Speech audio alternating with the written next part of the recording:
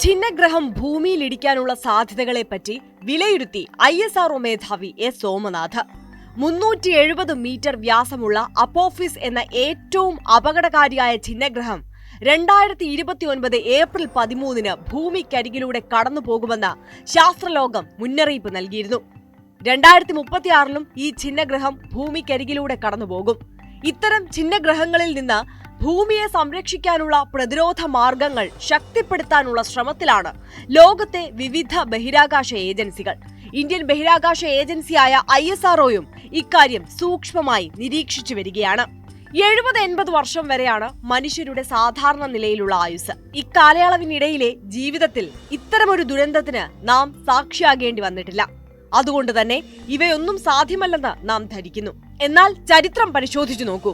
ഇത്തരത്തിൽ ഛിന്നഗ്രഹങ്ങൾ മറ്റ് ഗ്രഹങ്ങളുമായി കൂട്ടിമുട്ടുന്നതൊക്കെ സാധാരണമാണ്. ഒരു ഛിന്നഗ്രഹം വ്യാഴവുമായി കൂട്ടിമുട്ടുന്നതിന് ഞാൻ സാക്ഷ്യം വഹിച്ചിട്ടുണ്ട്. അത്തരമൊരു പ്രതിഭാസം ഭൂമിയിൽ സംഭവിക്കുന്നത് മനുഷ്യവംശത്തെ തന്നെ ഇല്ലാതാക്കും. ഇതെല്ലാം സാധ്യതകളാണ്. നാം അതിനായി തയ്യാറെടുത്തിരിക്കണം. നമ്മുടെ ഭൂമിക്ക് ഇങ്ങനെ സംഭവിക്കണമെന്ന് ആഗ്രഹിക്കുന്നവരല്ല നാം. മനുഷ്യനും ജീവന്റെ എല്ലാ കണികയും ഇവിടെ നിലനിൽക്കണമെന്നാണ് നമ്മുടെ ആഗ്രഹം. എന്നാൽ മേൽപ്പറഞ്ഞ പോലെയുള്ള പ്രതിഭാസത്തെ ചെറുക്കാൻ ഒരുപക്ഷെ നമുക്കായെന്ന് വരില്ല. അതിനെതിരെയുള്ള ബദൽ മാർഗങ്ങളെപ്പറ്റിയാണ് ചിന്തിക്കേണ്ടത്. അതായത് അത്തരം ഛിന്നഗ്രഹം ഭൂമിയിലേക്ക് എത്തുന്നതിനെ നേരത്തെ കണ്ടെത്തി അതിന്റെ ഗതി മാറ്റാൻ കഴിയുന്ന സാങ്കേതിക വിദ്യ അവലംബിക്കണം. ചിലപ്പോൾ ഇത് അസാധ്യമായേക്കാം. അതിനായുള്ള സാങ്കേതിക വിദ്യകൾ വികസിപ്പിച്ചെടുക്കണം, എസ് സോമനാഥ് പറഞ്ഞു. ഛിന്നഗ്രഹങ്ങളെ പ്രതിരോധിക്കുന്നതിനെ പറ്റി ശാസ്ത്രലോകം വിശദമായി പഠനം നടത്തിവരികയാണ്. അതിന്റെ ഭാഗമായി നിലവിൽ വന്ന ഡാർട്ട് മിഷൻ ആഗോള ശ്രദ്ധ പിടിച്ചുപറ്റിയിരുന്നു. ഈ മേഖലയിൽ പഠനങ്ങൾ നടത്തിവരികയാണെന്ന് ISROയും പറഞ്ഞു. ഇത്തരം പ്രതിരോധ പദ്ധതികൾക്ക് വരും ദിവസങ്ങളിൽ പൂർണ്ണരൂപം നൽകും. ഛിന്നഗ്രഹ ഭീഷണി യാഥാർത്ഥ്യമാകുന്ന സാഹചര്യത്തിൽ എല്ലാവരും അതിനെതിരെയുള്ള പ്രതിരോധ പ്രവർത്തനത്തിനായി കൂട്ടായി പ്രവർത്തിക്കും. ലോകത്തെ സുപ്രധാന ബഹിരാകാശ ഏജൻസി എന്ന നിലയിൽ ഞങ്ങളും ആ ഉത്തരവാദിത്തം ഏറ്റെടുക്കും. ഈ ദൗത്യം ഇന്ത്യക്ക് വേണ്ടി മാത്രമല്ല, ലോകത്തിനാകെ വേണ്ടിയാണെന്നും എസ് സോമനാഥ് പറഞ്ഞു. 1908 റഷ്യയിലെ സൈബീരിയയിലുള്ള ടുംഗുസ്ക വനമേഖലയിൽ ഛിന്നഗ്രഹമെന്ന് കരുതുന്ന ബഹിരാകാശ വസ്തു പൊട്ടിത്തെറിച്ച് 2200 ചതുരശ്ര കിലോമീറ്ററോളം വരുന്ന വനഭൂമി കത്തി നശിച്ചിരുന്നു. 8 കോടിയോളം മരങ്ങളാണ് ഈ അപകടത്തിൽ നശിച്ചത്.